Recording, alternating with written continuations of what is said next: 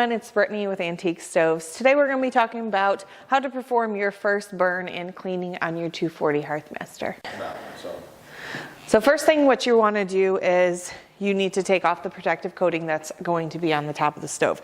You can do that easily with a little bit of mineral spirits on your rag, and then you're just going to give it a good rub down.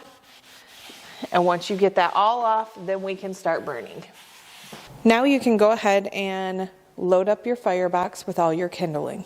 Once your firebox is completely loaded with your kindling, you can make sure that the lever in the back, which is the bypass for the oven, is pushed to the open position all the way in. Next, we're going to light the fire, and I like to do this in a couple spots.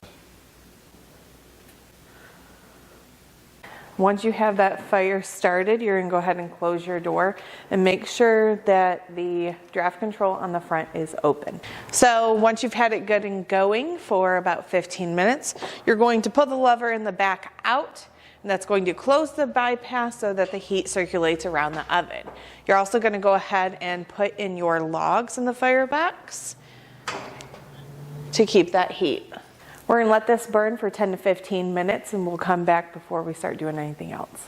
As you can see, our oven is already up to 450 degrees.